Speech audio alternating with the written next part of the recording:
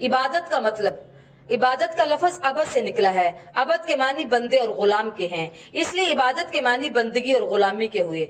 जो शख्स किसी का बंदा हो, अगर वो इसकी खिदमत में बंदा बनकर रहे और इसके साथ इस तरह पेश आए जिस तरह आका के साथ पेश आना चाहिए, तो ये बंदगी और इबादत है। इसके बरअक्स जो शख्स किसी का बंदा हो और आका से तनख्वाह भी पूरी पूरी वसूल करता हो, मगर आका के हजूर में बंदों का सा काम ना करे, तो इसे नाफरमानी और सरकशी कहा जाता है, बल्कि ज्यादा सही अल्फाज में इसे नमक हरामी कहते हैं। अब जरा गौर कीजिए कि आका के मुकाबले में बंदों का तरीका इख्तियार करने की आखिर सूरत क्या है। नंबर 1, आका की वफादारी। बंदे का पहला ये काम ये है कि आका ही को आका समझे और ये ख्याल करे कि जो मेरा मालिक है, जो मुझे रिज़्क देता है, जो मेरी हिफाजत और निगहबानी करता है, उसी की वफादारी मुझ पर फर्ज है।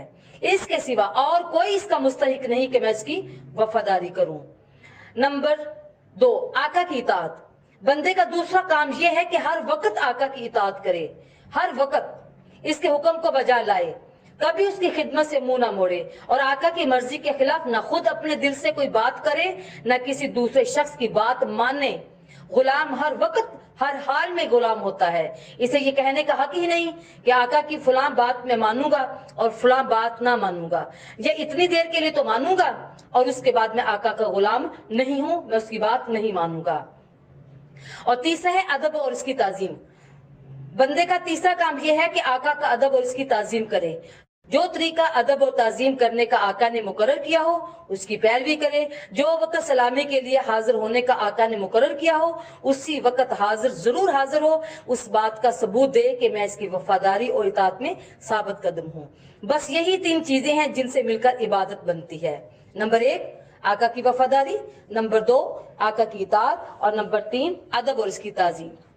ये जो अल्लाह ताला ने कुरान पाक में फरमाया है वमा खलक़तुल जिन्ना वल इंसा इल्ला लियाबुदून, तो इसका मतलब दरअसल ये है कि अल्लाह ताला ने जिन्नों इंस को सिर्फ इसलिए पैदा किया है कि वो सिर्फ और सिर्फ अल्लाह के वफादार हों, इसके खिलाफ किसी और के वफादार ना हों, सिर्फ अल्लाह के अहकाम की इताअत करें, इसके खिलाफ किसी और का हुक्म ना माने, और सिर्फ इसके आगे अदब और ताजीम से सर झुकाएं, किसी दूसरे के आगे सर ना झुकाएं।